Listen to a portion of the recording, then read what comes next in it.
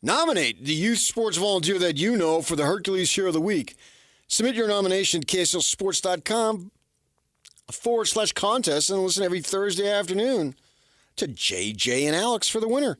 Help us celebrate the efforts of those volunteers making an impact with the Hercules Hero of the Week. And it's sponsored by Hercules First Federal Credit Union and my guys and gal at Beehive Meals. All right. DJ PK, it's 97.5 The Zone. 2 weeks to the Super Bowl always takes so long to go by. Let's go already. It did when I was younger, but Now you just watch basketball and hockey and wait for the football game to roll around. pretty much, yeah. Because we have no choice. I think what was agonizing for me as a kid was, I was seeing like 8-9 hours of pregame. I just can't turn it on. When I was younger, I tried to watch it, and I just got antsy. I just can't sit still that long. You can't watch. At that point, I think I was just trying to watch like 3 or 4 hours. I guess if you're having, people over, whatever, it's good to have it on in the background and duck in and duck out. But So to me, that's when it's like, get on with it. Because I got daily life now, and you got stuff to do. Stuff to do on any Tuesday, Wednesday, Thursday. Right. And like, last night, I convinced myself that if I take a nap before 6, it counts as makeup sleep from the night before. If I take it after 6, it goes towards the next night. Oh, really? Like you have a sleep bank account? Mm-hmm. So I'd be interested to hear from a doctor if it works that way. I feel great today. Okay. So I waited 6:30. I said, I'm going to go downstairs where it's darker and quieter and everything. Yep. And I'm going to take a nap because I'm going to be up late tonight. Got to watch the BYU game, right? So I'm up, didn't hit the sack until well after 11 o'clock. It was probably about closer to 11:30, right? But I feel awesome. And the funny thing yesterday, so I didn't sleep well the night before. So I thought, man, I need a nap, right? And I must have fell asleep for 30 seconds 10 times. I can't do it. It's too early. It's going to count. It's not going to count towards the next night. So I don't want to be tired 2 days in a row doing the show. I want to be fresh. And like I went to the gym, right? And I got to get a little pass thing to show on my phone to when I check in. So I did it in the car, and then I was looking at the internet for a second, and I found myself kind of head bobbing. No, can't do it. And it worked. Whether there's any medical research on it doesn't matter. It works for me. It doesn't make any sense. People scoff at it. But most of the stuff that I do, people scoff at. So that's the latest in the people scoffing at me. Whatever gets you through the day. On my tombstone, they scoffed at him. It's what it's going to say. Your tombstone's going to be it's going to have a lot of very fine print. You have a lot of things you want to put on your tombstone. Well, and ironically, they're probably going to cremate me anyway because nobody wants to go to a graveside and mourn me. So, woe is me. So what? No, I'm just why would you mourn me? I'm not worth mourning. Go ahead and have a good time. Sprinkle me across Pebble Beach. There, I just decided. The only time I'll play Pebble Beach. But you play it forever. I remember a story reading. They were remodeling the Cooperstown Hall of Fame, and there was they had to move some stuff and exhibits and all, and they found a guy had played minor league ball, and he had a card. And they had found the guy. Oh, and they moved the furniture. And you moved all the exhibits or what have you. Yeah. And they got a hold of a relative, and it turns out it was his son. And he just said, "Dad, you finally made the Hall of Fame." Yeah, and it was a real touching little short story. And I remember reading that. So there you go. I'll finally get to Pebble Beach. It'll be in ash. And that's the way to do it. But, yeah, so I was fresh and ready to go for that game. So you got stuff to do during the week. The 2 weeks when I was younger seemed to go longer, but now, and I don't know how long they've been doing it, but now it just seems to blow by. But when you get up Sunday, it's like, what time's the game? And for some reason, Sunday seems to take a long time to get to the kickoff. And then you turn it on, and they got the national anthem, and they're waving the flag, and they're doing this, and they're doing that. It's like, can we start the game? Yeah. Don't anyone tell you the game starts at 4 because there's no way. Tell me when the kickoff is, or when the puck drops, or when the ball goes up in the air, or when the first pitch is. That's what I care about. But there's a lot of people there for the show. I get it. Yeah, I get it. And whoever sings the national anthem and whatnot, and people make a big deal about the halftime. I don't care about any of that stuff. I mean, I watch it because I don't turn the TV off. Plus, there's really nothing else. It's not like I can flip to another game or something, like you normally can. Everybody runs away from the Super Bowl. Yeah, obviously. There's a reason the Utah Hockey Club's playing at 10:30 in the morning. Yeah, which is not that bad because it's back east, right? It's Washington. Right. So that's 12:30, obviously. So, but yeah, obviously that game will be done. And to the chagrin of some of the folks with the hockey club, they'll be flying during Super Bowl. Oh, man. I know. And it's not a short flight either. It's one of the longer flights that you're going to have from D.C. all the way out here to Salt Lake. I assume they don't have a stopover in Atlanta or Dallas. Pretty sure that's the advantage of charters. Oh, they charter? No stopovers. Oh. I don't know. Maybe you have to pick up some other people. Save money on the charter. Right? Pick up some Big Ten tennis team and fly them halfway across the country. And have them pay for it. You guys going this way? Yeah. See, I just created some more revenue for the team. Nice. Look at you. Just picking up teams. What an entrepreneur. Yeah, right. An entrepreneur. I mean, you would save money because they would chip in for the gas and whatever it costs and all that stuff. So I'm ready for the game when it gets going. And I think most people think that way, too. Maybe if you're in Philadelphia area or KC, but I think for the rest of us, it just goes on. There's so much to do every day. We all have stuff to do that I don't think it drags. For me, it doesn't make any sense, but it drags the closer it gets. I get that, actually, in a weird way. The anticipation is heightened. It's almost here, and yet it's not. Right. That's I think AFC, NFC titled Sunday, it's an awesome Sunday. I think it's one of the best sports days of the year, right? But then okay, now I got to wait 2 weeks. So I'm conditioned to wait. Okay, now I got to wait. And that first week, to me, always seems to blow by. And then when I start to get to Wednesday, Thursday, it's like, come on. And that's where we are. I know. So tomorrow I'll wake up and I'll come in and I'll be furious because I still have to wait 3 days. So if I were you, I would take off tomorrow. The long-held goal, which probably means more to you because you lived on the East Coast and you get it because the games are later there. The long-held goal to move this thing to President's Day weekend, right? So it's on a Sunday. Monday's a holiday. They're going to add an 18th game. That push it back a week. Yeah, I get it. That is slided back a week. I understand that. I understand that line of thinking, but I'm fortunate enough that with this job, every day is a holiday. There you go. DJ and PK, we're joined now by Jason Buck, former BYU star and Super Bowl champion. Jason, good morning. Good morning, DJ. It's been a while since I've talked to you. It has been a while. But it's the Super Bowl. Did you put on the ring to do the show? Just even though it's radio and no one can see it. Yeah, just to feel warm and fuzzy. There it is. BYU guys tend to stick together like a lot of places do. So I'd imagine you've had a fair amount of interaction with Andy Reid. What makes him so special? He's very Lavelle Edwards-like. He's just really sincere, and I think he's just just a good man. I mean, I give an example. I called him. Oh man, it was a few years ago. I picked up the phone on a Saturday and talked to me for like an hour.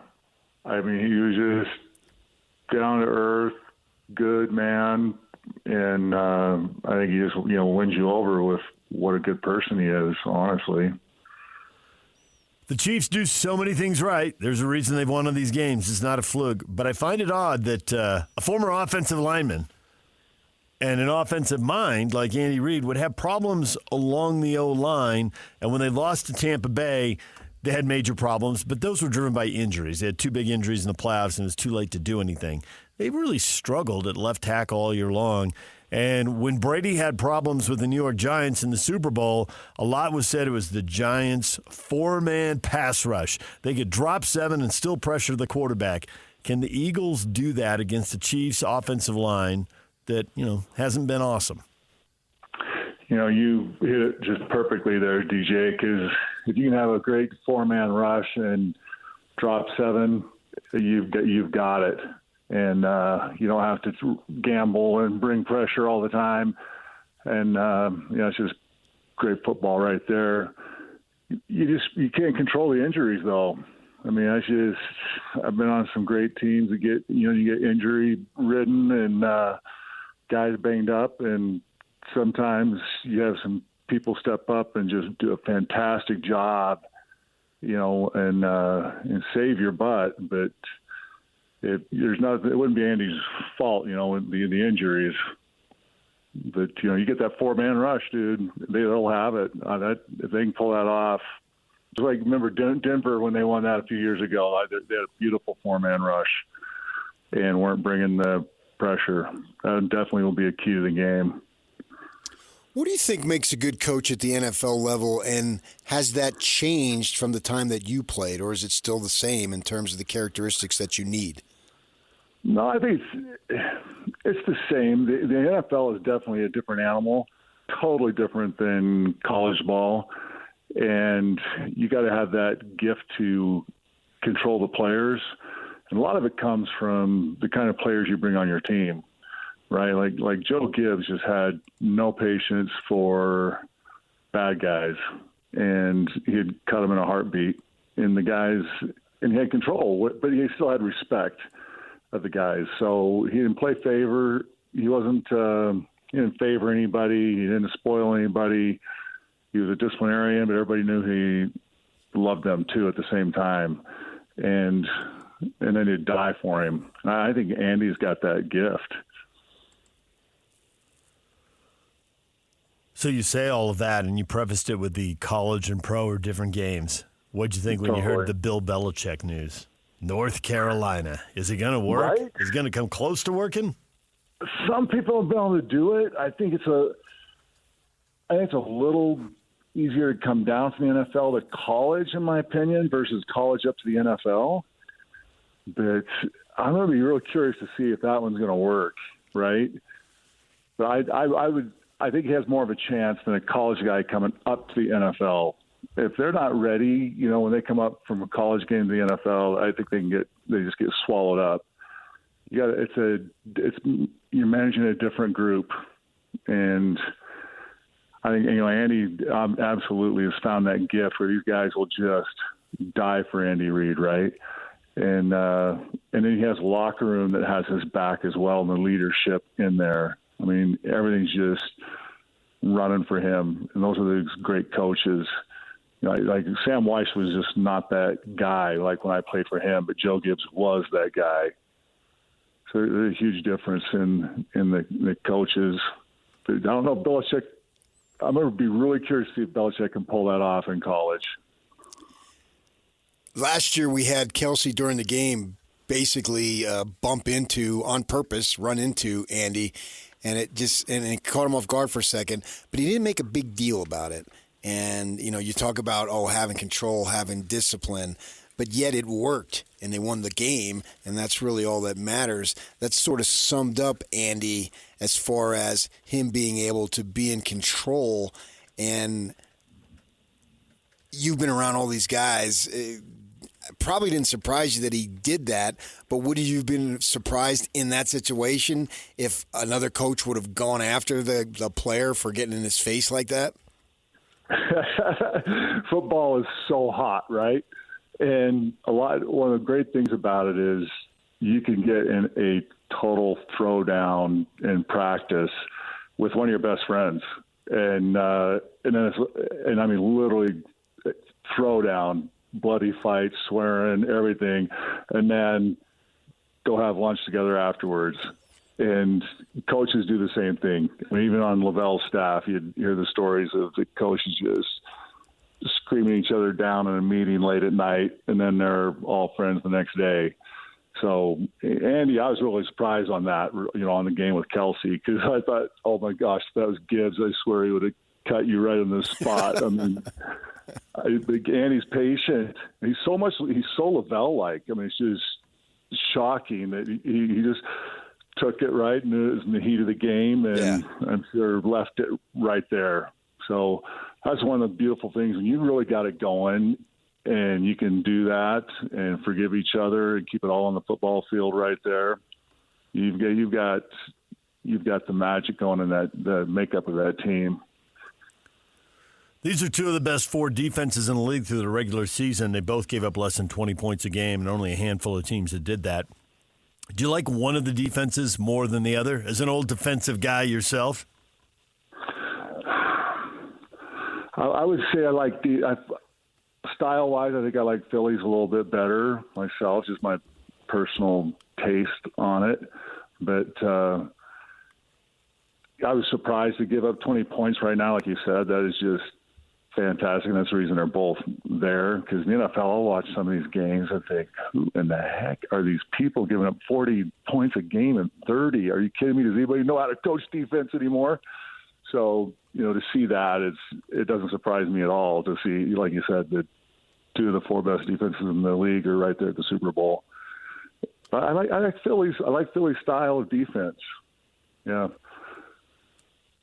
How about the fact that they seem to be a little bit old school in terms of running the ball as well as they do? I know.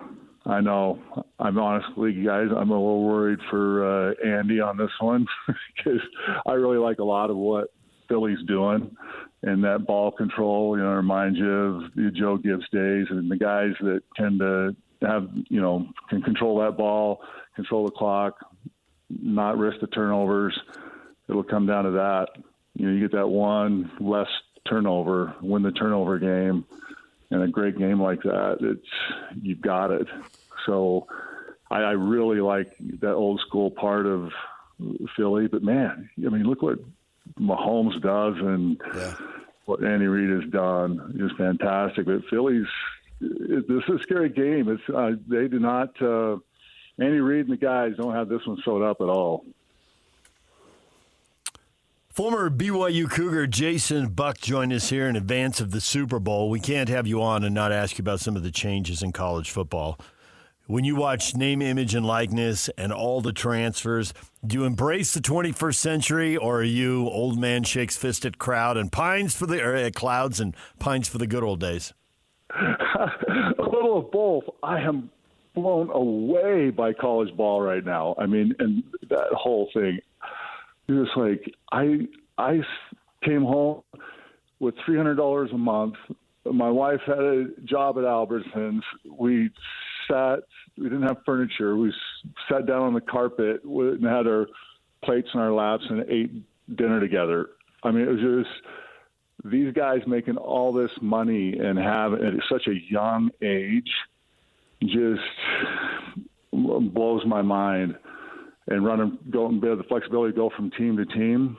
I just don't know how you hold on to it. I was talking to Norm Chow a few years ago, and I was talking to him about coaching in college ball. He goes, "Man, Jay, she did not want to do this anymore. The game has changed so much, and they're different kids, and it's just not the way it was."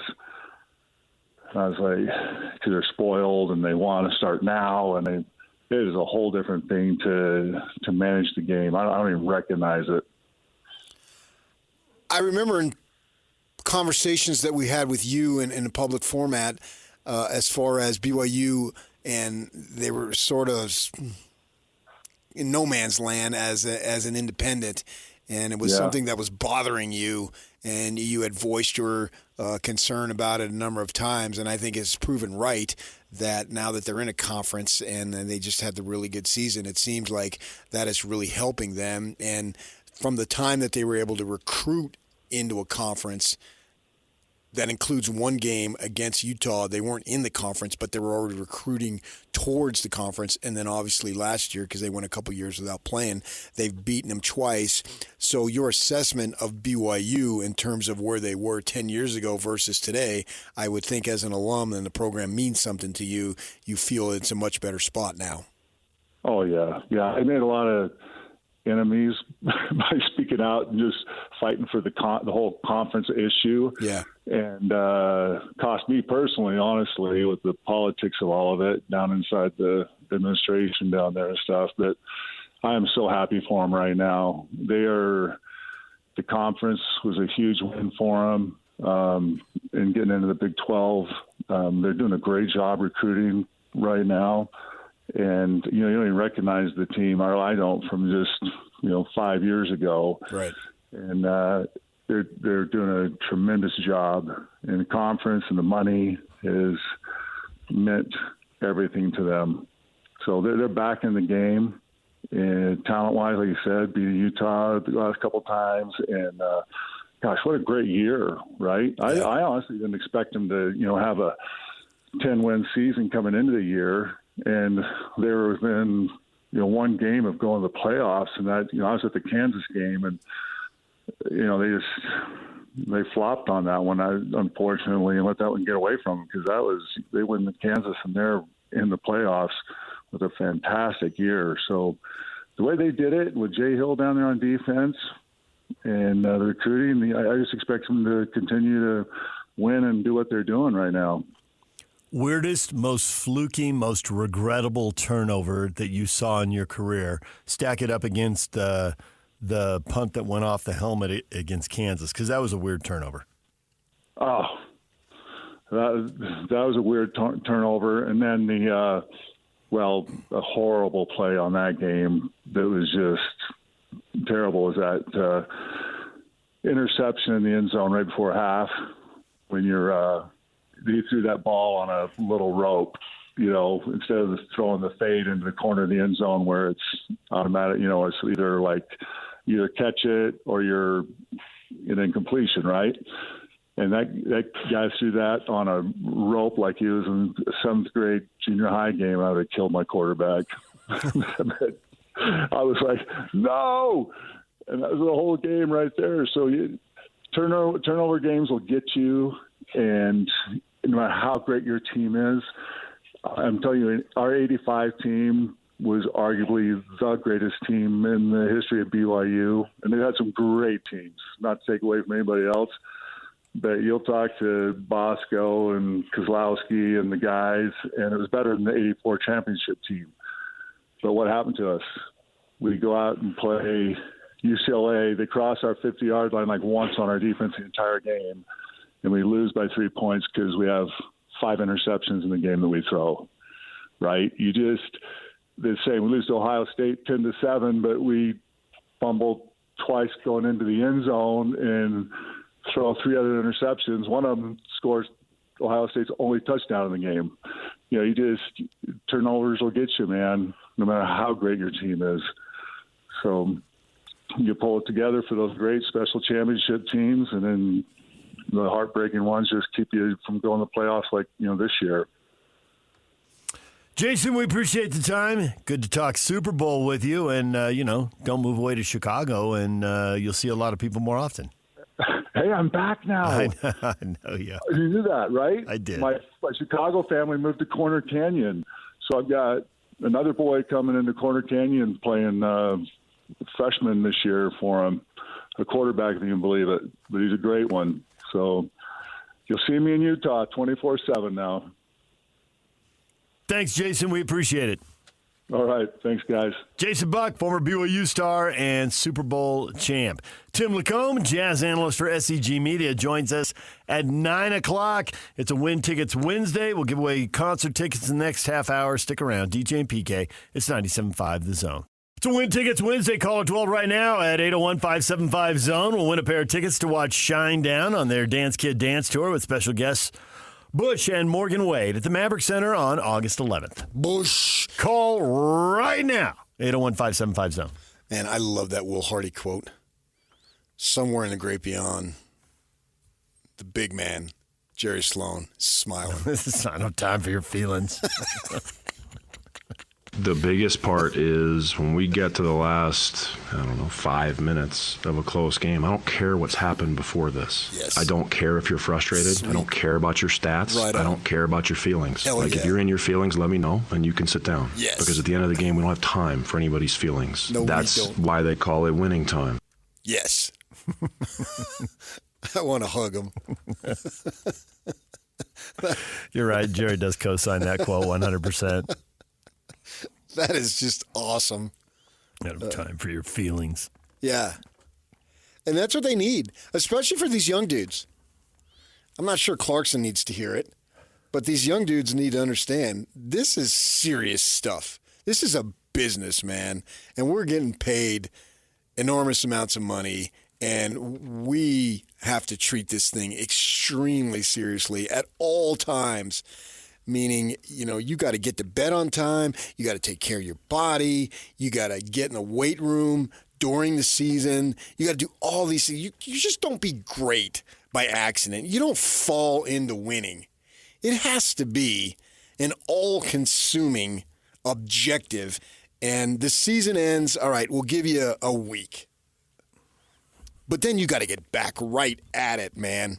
You call your George, on and on. Taylor Hendricks when he's able to get his health ready to go again, and we can go down the list. Cody Williams, I better see Cody Williams. I don't need him to be, Mr. Atlas next year, but I better see some improvement just when you walk into the gym. Because there is big money at stake, careers on the line. GMs want to keep GMing, coaches want to keep coaching. Assistants want to keep assistanting. Let's go. And this matters. And the big money, and it's been big money for a long time, right? But everybody on the Jazz now, I'm looking at a Basketball Reference. Everybody on the Jazz makes $2.5 million. Yeah, good for them. They got a couple guys at the bottom they don't have salary info for, so maybe there's a couple there. Mo Bamba's making $2 million not to play. Even better. Isaiah Collier, Bryce Sensabaugh, $2.5 million. Yeah. They don't have a number for Potter, so maybe there's somebody out there. But But you get the point. Like way down the roster, right? I mean, it took Johnny Juzang a long time to play his way out of the two-way contract, and now he's got the real NBA salary. Dude's making $3 million a year. Right, and Will Hardy. And there are lots of people who want your gig. Busted his butt to get to where he is now. Right. Yeah. He's still a young guy, relatively speaking. And he's in his third year of enduring this and going out and putting a happy face on it, but he's gritting his teeth through the whole thing. But, you get a chance, and who's to say if you get let go that you get another chance? We don't know. There's no guarantee at all. Right. I mean, you can play in Europe and you can still make good money, but if you want to be in the NBA... I was talking about Hardy, but... Oh, okay. I was talking about the players. But and Hardy gets a chance, and if they decide at some point, which it's not possible now, but down the line he something goes wrong and he loses his job, who knows, is he going to get another head coaching job? So that quote just screamed, this is what we are in it for, and this really matters. And there will come a time when this team will be in that position to where if you lose a game, nobody in the organization will be happy. Nobody. Now, and as you brought this up, you said we've brought it up. You brought it up yesterday as far as, well, there's people who do want them to lose because they know what's at stake and they know they need the draft pick, blah, blah, blah. Well, there's going to come a time that's not going to be the case because it's going to be completely all about winning. And are you going to be aboard? Because I don't think that it's just about talent now. Because these guys have shown the talent, and they've shown the talent probably since they were 10 years old. And now they've reached, you've arrived at the highest level. All right, so you've got the talent. Now, what are you going to do to maximize it? And that's going to be when nobody's watching you. And do you have this? And I think with him saying that, it sets the tone for these guys to take it seriously, to not let anything get in the way in terms of knucklehead stuff. And that's what's going to be fascinating to see. Who has that burning desire to be at the highest level? Whatever their highest level is. Not everyone's going to be MJ or Kobe. We understand that. But your ability to maximize whatever talent you have. Because if you do that, then you are a winner. And if you don't, then that's just bad. That's wrong. That's not good. There's so much at stake for these clubs and for all the people around them. And to your point about how much talent there is, look at the talent. Look at the high-end talent on teams that right now, if the playoffs started today, would either be barely in or barely out of the play-in. You got Philadelphia. Like, Embiid can't stay healthy, but he can play. I know. He comes back after a month, and he gets a triple-double. Right? Tyrese Maxey can play. But they're 11th in the East. And then you got the Warriors, who are 10th in the West. And they got Steph Curry. Second greatest player of the generation behind LeBron. A guy who's changed the game, a 4-time champion, sitting in the 10th spot, percentage points in front of Dallas, who just, I don't want to say they gutted their team, but they traded their star and he had the ball in his hand, so I would say they transformed their team. Gutted isn't the right word. Well, we'll see what happens. Yeah, they still have Kyrie and AD. They shouldn't be terrible, right? Yeah, they got a shot. They've decided to go a different way. So we'll see. There's a ton of talent out there. So the thought that whatever you did as far as getting by on talent before you were 20, once you're in your 20s in the NBA, the bar is so high. And so there isn't time to lose focus and waste an opportunity. Right. I think to win, which is what Will Hardy was saying. At the highest levels, it's got to burn. Because otherwise, you're going to lose to someone where it does burn. Right. And look at the numbers. And look at the number of champions who burn. Right. When LeBron finally wins that title in Cleveland, and he's on the court crying, it burned. He may wanted to be Joe Cool on the surface, and he didn't show it the way Kobe did, but it was still there. You know, with Kobe and Jordan, it was just written all over their faces. They were burning all the time. Yeah. You know, Tim Duncan he was more LeBron, tried to show no emotion. But every once in a while he'd do something, he'd lose it, and then he'd be embarrassed that he showed the emotion. I remember him hitting a game-winning shot here, and he did a shimmy, and then he apologized for it afterwards. Like, in the moment, I didn't even know I did it. Right, yeah. And he was disgusted. He was disgusted with himself. He didn't want to show the emotion, but it was still there. And I wonder who these young guys, of them, who it burns with. It's pretty early to say. I have no idea. They get more money and more fame, even if it's true now, it may not be true then. And GMs and coaches, that's why they do all the psychological stuff. As you get more accolades, are the accolades like water on the embers? Do they put the fire out?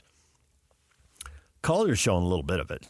Collier, say? I think so. And I think he's showing he's got a little bit of the edge, a little bit of the. What examples? Do you have any that come to mind? Yeah, on the court when he gets irritated, when he gets mad. I'm not 100% convinced that wasn't a little directed at him. Not that he didn't have it, Hardy's statement. That Hardy statement that sometimes he has too much of it. Like, he's got the fire. He gets mad when stuff doesn't go the way he thinks it should. They don't execute a play. They don't whatever. But you got to let it go, and you can't keep going to the teammate. You can't be upset that whoever took a shot or whoever missed a rotation or whatever it is that went wrong. You got to go on with it. It's winning time. It's like you're not going to win every possession in the last 5 minutes. Right. Stuff's going to happen. You got to get on to the next possession and win that one. Okay. Now, I don't know that Will Hardy was speaking just to directly. one player. I understand that. And that's not the kind of thing he's really going to let out. He's very careful about that. Coaches have to be careful about calling people out publicly and individually. But I think we've all played enough sports and we've all watched enough sports. You can extrapolate a little bit. I just think watch Collier's. Wait. You got to wait for him to get in a close game. Although he might show it, in the second quarter. So you don't think that's it is a negative, but not that you're not calling it out as a negative. It's a It's negative in that isolated it gets negative. away in the winning, Yeah. but it's a negative that comes from a good thing. Understood. I yeah. want it to be right every time. Mm-hmm. You know, and we're seeing this from a long way away. But when I watch Collier, I do think that guy, he really wants to compete. He really wants he to just grind. needs to and learn he's how to been channel visibly, and he's been visibly upset with teammates. I mean, you can just see it on TV. And you certainly see it if you're at the game, but you can see it on TV too. When you're at the game, you have a better chance to, you know, you're not limited by the camera. You can watch somebody possession after possession, just focus on them. All right, DJ and PK, NBA trade, local guy involved. We'll get to that next. Stay with us.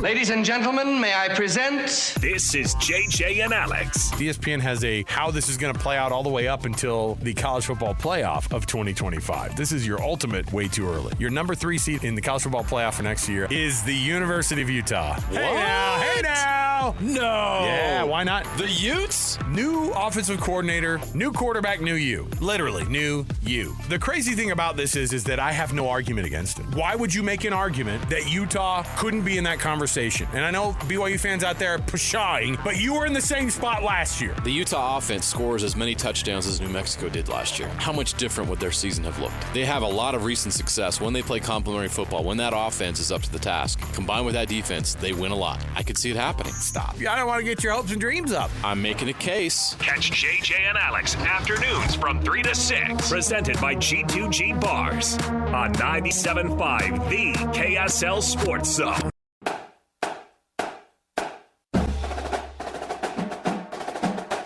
The Hercules Salt Lake County High School Players of the Week, celebrating the best boys and girls players from across Salt Lake County this week. The winners are Coley Fosta from Cypress High and Karen Jones from Taylorsville High. Fosta led the Pirates to a pair of wins, scoring 24 points in a 75-60 victory over West Jordan, and then tallying 15 points and 8 assists in a 77-58 win at Taylorsville. Jones scored 25 points in a 67-62 loss to West Jordan before rebounding with 28 points in a 60-49 win at Hunter. At Hercules, they're celebrating the everyday victories. Hercules First Federal Credit Union growing stronger together. PK, we've had a trade, not the big trade everyone's waiting for, but the Milwaukee Bucks move the oft-injured Chris Middleton, now in his 30s, for 29-year-old Kyle Kuzma, the former Ute. Does it make him better? Probably makes him a little better. Does it make the fifth-place Bucks good enough to beat the Celtics and Cavaliers in consecutive playoff series? No, I wouldn't think it comes anywhere near that. I would most likely agree with you. I would have to give it a little time to see how it plays out. What does he do over there, joining Giannis and obviously Damian Lillard? I know that, he has been a good role player. He was a little more than a role player for Washington, but they weren't winning. But if you go back earlier, to the he was Lakers. a role. So I would think he would understand, all right, I got these two other guys here. They're not going to be deferring to me all the time. I'm going to have to fit in. I would think he would understand that. And so he would know, as a veteran dude in the league for many years now, that he would be able to adapt to the role. And, he's got size, he's a decent scorer and all. He's a nice player. And Middleton is like 33 years old. Kuzma's still, I think, like 29. So they get younger a little bit there. And I'm not sure what was up why Washington, I guess, probably some contract things there that they'll have that opportunity. But it should help them. And, just because you can't, like for the Jazz, we want the big game hunting. All right, everybody wants it. That's what it's going to take. But that doesn't mean you don't do other moves that can help your team, even if it's not a huge, wow, this is just a blockbuster franchise-changing addition, I should say, that you don't make those other moves. And that's the way I view this move. I don't think it changes the course of their lives, but I think it can make them better. And there's nothing wrong with that. And Middleton has had so many injuries, and now he's 33, so get something for him while you can. What's going to happen with Brandon Ingram? There'd been rumors about him maybe to the Bucks, but there'd been rumors about him to everywhere. I'd send him to the Bucks. If you had Kuzma, Ingram, and Damian Lillard, you would have one of the more tatted up teams. Okay. Ingram's contract is up at the end of the year, so what are the Pelicans asking for him?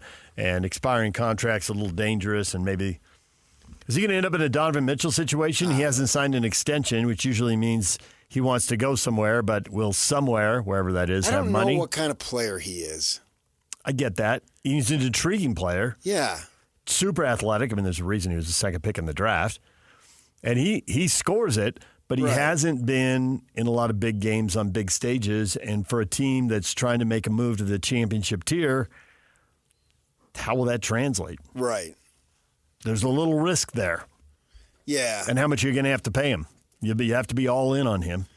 Because when they play the Jazz, sometimes you watch and this guy looks really, really good.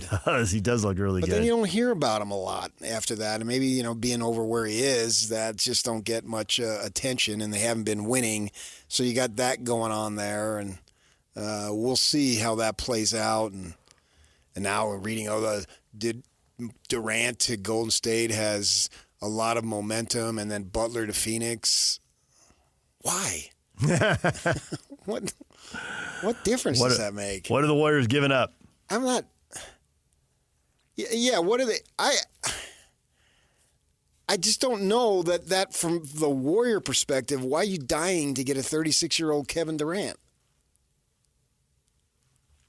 There's a reason the star player came out and said they shouldn't mortgage the future. I'm going to give him credit for having a high enough basketball IQ. He's got to be careful what he says. He's not going to come out and say they could get us a good player. We're still going out in the second round of the playoffs, and what's the point of that?